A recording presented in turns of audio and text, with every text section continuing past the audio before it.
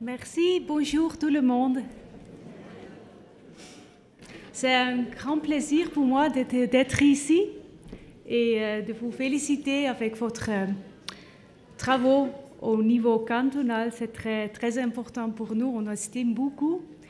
Pour tout le monde qui n'a pas trouvé la version italienne, on a une website aussi et tout le matériel est là-dedans, traduit en italien aussi. Pas tout le matériel, mais la stratégie quand même. OK. D'abord pour me faire un cadre de vos travaux aussi, on commence avec le niveau global. C'est next. C'est l'OMS. Chez nous, à Berne, on travaille beaucoup avec l'OMS, l'Organisation mondiale de la santé, et aussi par là, on a décidé que les travaux dans le genre de démence est très important, ça devrait être un objectif global, et ils ont écrit une action plan qui est très large aussi, avec des éléments sociaux et des éléments médicaux et des éléments de soins. Alors ça, c'est un petit peu aussi notre big brother, grand frère, qui font des choses pareilles. Mais je pense que je progresse tout de suite au niveau national, au niveau suisse. Comme vous savez, on a une stratégie de matière de démence sur le plan national. On a commencé la mise en œuvre de cette stratégie maintenant il y a 2 ans, c'était 2014. Et la stratégie s'est basée sur 2 motions du Parlement suisse. C'est la motion à M. Steyert a demandé en fait une monitorage de données sur la démence et aussi sur les offres de soins dans le champ de démence et aussi sur les coûts. Et c'est M. Verli qui a demandé l'élaboration d'une stratégie. Et il a aussi donné des thèmes déjà pour remettre dans ces stratégies. Et ce sont beaucoup de thèmes. Ça s'agit de recherche, en fait, de prévention, qui sont des choses qu'on n'a pas très bien inclus dans notre stratégie, mais aussi beaucoup des aspects sur les soins, sur l'intégration, sur la sensibilisation. C'est clair, pour la démence, c'est en fait un thème de soins qui est seulement un petit parti dans la compétence de la Confédération. Alors, depuis le début, c'était tout clair que ça doit être une collaboration entre les cantons, la Confédération et aussi des prestateurs, des associations de personnes concernées. Après, c'est alors le dialogue national de la politique de la santé. Je ne sais pas si vous connaissez ça. C'est une plateforme où notre ministre Berset maintenant et le responsable de canton se trouvent tous les 4 mois, je pense, et discutent et décident sur des thèmes politiques de la santé qui sont en commun entre la Confédération et les cantons. Alors, cet dialogue, c'est en fait notre chef de stratégie. Et la mise en œuvre, c'est dans les mains de canton et la Confédération en collaboration avec tous les partenaires. Peut-être pour dire aussi un petit peu sur l'élaboration de cette stratégie. On a eu 1 an et demi, je pense, pour écrire cette stratégie. On a eu quelques données de base, quelques recherches sur la situation en Suisse, mais l'approche la plus importante, c'était vraiment de parler avec tous les prestateurs, des associations, de patients concernés aussi et les familles pour voir où il y a vraiment un besoin. Et on a eu des différentes étapes. D'abord pour voir où est le besoin, après quelques mesures peut-être sont utiles et comme ça on a élaboré ça. Alors c'est vraiment pas pour voir, c'est une stratégie de la Confédération, c'est pas nous qui ont écrit tout ça, c'était vraiment un travail bottom-up qui Oui, c'était beaucoup de travail. Maintenant, on est très, très content parce qu'on remarque qu'on a beaucoup d'intérêt dans tous les gens impliqués, chez tous les gens impliqués. Alors, mais un peu dans le cœur de stratégie, c'est l'idée d'améliorer la situation de vie pour des patients, pour des malades avec une pathologie de démence et pour leur entourage. Et on va voir les gens d'action, mais une très grande partie de méthode pour faire ça, c'est d'améliorer toutes les stations où ils sont, où elles sont, dans toute la durée de la maladie. Alors, ça commence avec les premiers symptômes, après ça continue dans les phases où on est dans les soins ambulatoires, et en fait, jusqu'à la fin de vie. Ça, c'est un peu l'approche pour trouver toutes les mesures qu'on a proposées. Alors, on a 4 champs d'action. Et dans ces 4 champs d'action, il y a en tout, je pense, 9 objectifs et en fait 18 mesures. Les champs d'action, vous pouvez le lire. Le premier, c'est les compétences en matière de santé. Et ça, c'est alors les compétences chez les personnes impliquées, dans la famille et aussi dans l'entourage. L'information et la participation des personnes concernées. Le deuxième champ d'action, c'est un très grand champ. Ça c'est l'offre adaptée aux besoins. Le troisième, c'est la qualité et les compétences spécifiques. Ça, c'est plutôt dans la vie de le monde professionnel. Et le quatrième champ d'action, ça s'agit de données et transmission de connaissances. Alors, le quatrième champ d'action, c'est plutôt la motion STEIERT qu'on a vue juste au début.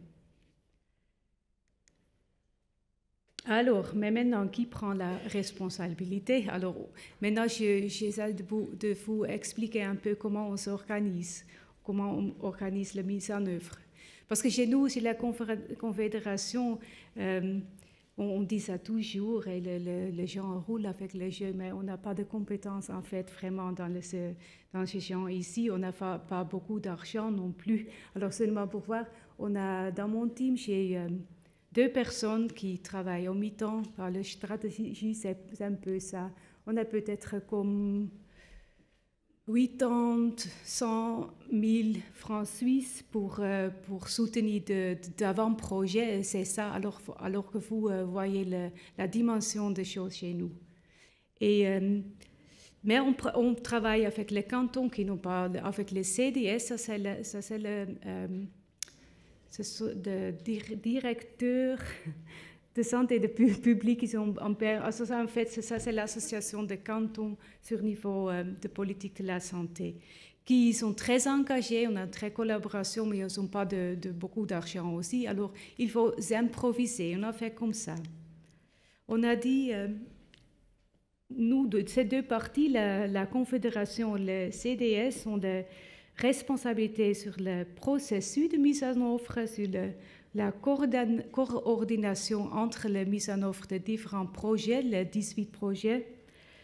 Il peut donner des contributions spécifiques, mais petites au niveau des projets eux-mêmes. Il peut financer une petite partie des avant-projets et il s'occupe de communication. Alors, c'est pour ça aussi que je vous dis, regardez notre website, il y a beaucoup de choses intéressantes par là. Puis, ils font des directions, des leads de projets, mais seulement de 3 projets, de 18 projets qui sont dans la stratégie. Alors, comment ça se passe chez les autres 15 projets? Là, c'est un peu... maintenant, on est aussi content avec ce processus d'élaboration de stratégie parce qu'on a vraiment parlé avec tellement d'associations, avec des personnes, des chercheurs. On connaît les gens actifs dans la Suisse et on s'est dit, on a vraiment regardé chez chaque projet, c'est qui a déjà de bonnes idées, qui a peut-être déjà une chose de good practice, comment dire, de bons projets déjà qui se passe et qu'on peut élargir. Et alors, comme ça, on choisit des personnes, ou peut-être des personnes, des associations, ou, des fois aussi 2 ou 3 associations pour collaborer, pour mettre en œuvre ces projets. Et en fait, il faut dire que ça marche très bien. J'étais un petit peu étonnée parce que, en fait, il n'y a pas grand-chose dedans. On a pensé au début, on a eu des critiques aussi, comment vous pouvez procéder comme ça sans donner de l'argent. Mais il y a un tel engagement pour la matière de démence à la Suisse, alors comme je vois ici aussi, que ça marche quand même et qu'on est content de pouvoir trouver dans cette parapluie de stratégie nationale. Alors, il faut dire qu'en fait, tous les projets qu'on a vus commencer maintenant, on a réussi de trouver des partenaires. Seulement, ça va un petit peu longtemps qu'on a pensé. Alors maintenant, on est à mi-temps. Oui, à la mi-temps, c'est fin plus avancé déjà que mi-temps. À fin de 17, on doit être fin avec la stratégie. On sait maintenant déjà que ça ne va pas être possible. Mais quand même, on est content et il y a beaucoup de choses qui marchent. Et j'aimerais, si j'ai encore quelques minutes, vous montrer quelques projets où on a en fait vraiment déjà eu pouvoir commencer.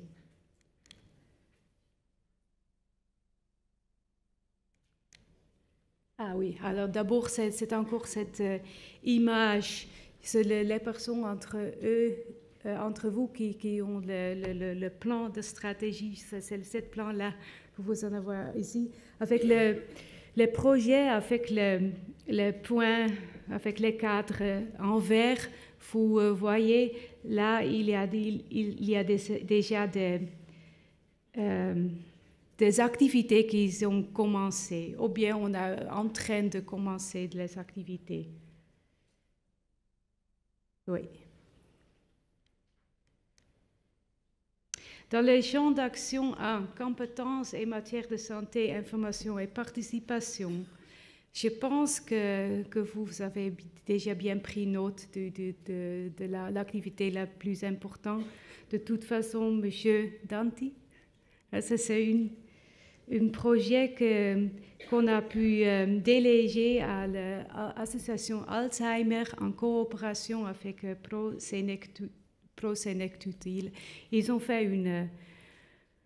ils sont en train de faire une grande campagne sur la démence, alors vraiment pour distribuer des informations aussi un peu, je pense, pour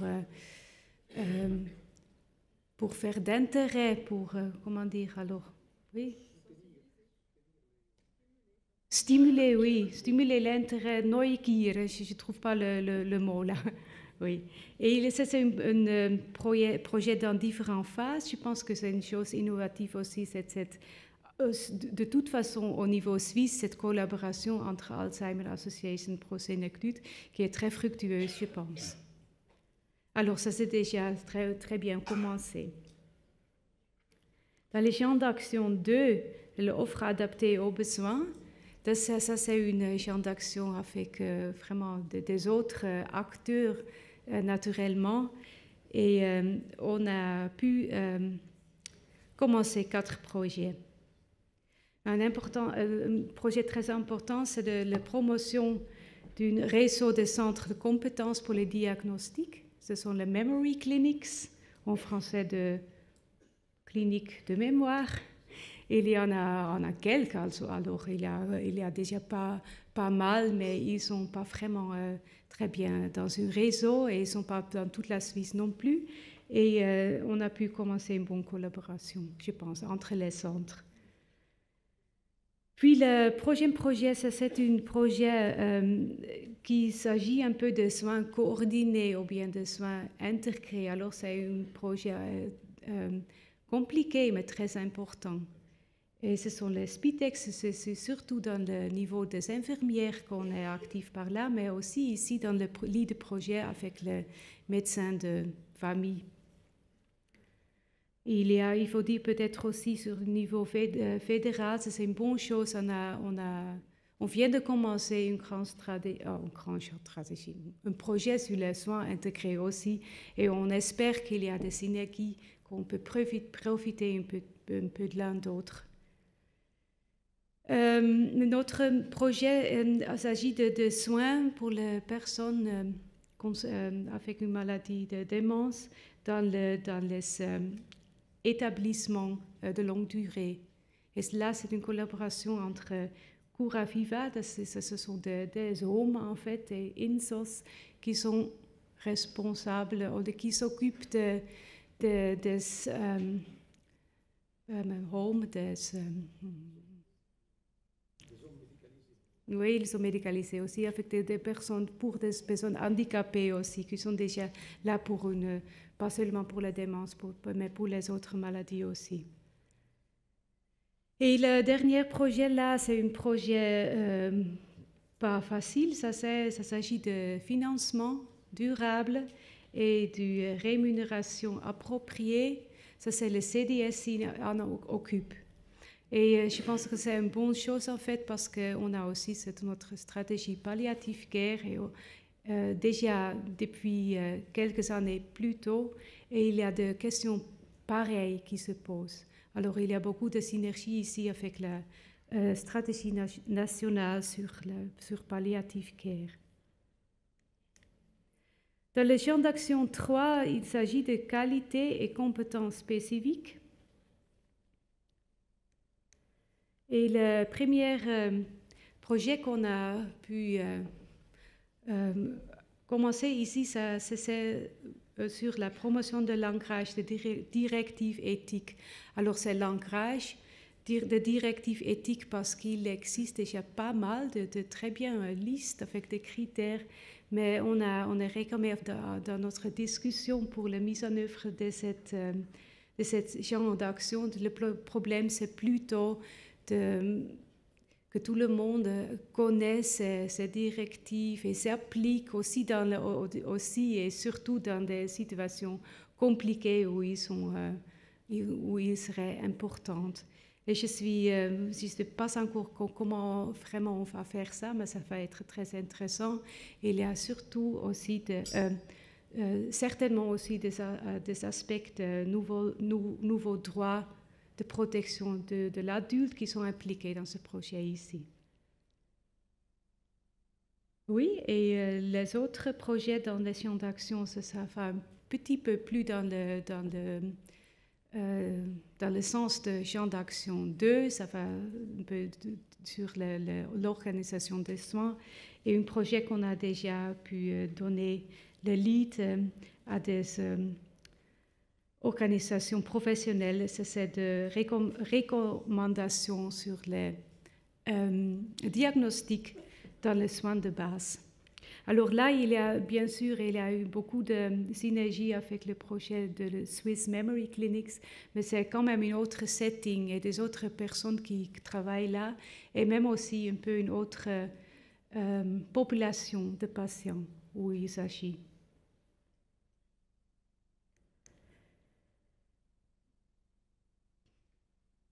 Qu'est-ce que je fais maintenant? C'est juste ça. Dans le dernier champ d'action, ça c'est le champ d'action données et transmission des connaissances. Ça, c'est le champ d'action où le lead est chez nous, chez la Confédération. Et on a choisi comme ça parce qu'on travaille aussi avec l'Office fédéral de statistique. Ce sont nos collègues en fait à Neuchâtel. Il y a par exemple les statistiques sur les hôpitaux et sur les hommes qui font ça. Et on est en train de trouver des solutions pour mieux utiliser des données, les statistiques qui sont déjà là. Et ça ne va pas être dans le sens vraiment d'une révolution au niveau de dates, comme on a discuté au début aussi un peu. On a parlé d'un registre sur la démence et pour le moment, ce n'est pas la direction que ça va prendre. Et puis, il y a aussi encore le mandat pour promouvoir en fait la liaison, le transfert de données de la recherche pour les praticiens. Et là, on est très au début, on est en train de planifier les premières discussions. Alors ça, c'est un petit peu où on est. Et bon, non, je dis encore une phrase, parce qu'on a ce petit problème qu'on a un peu de ces retards, qu'on voit déjà qu'on ne peut pas finir toutes ces stratégies fin de l'année prochaine. Maintenant, on est en train de faire une petite évaluation. Qu'est-ce qu'on peut faire dans ce temps? Qu'est-ce qu'on ne peut pas faire? Est-ce qu'il vaut la peine de continuer cette stratégie-là? Il faut avoir l'OK de notre mandateur, en fait. Et on est en train aussi de collecter un peu d'expertise. Et je suis gespannt. Et je vous remercie et je vous souhaite beaucoup de succès avec vos travaux ici.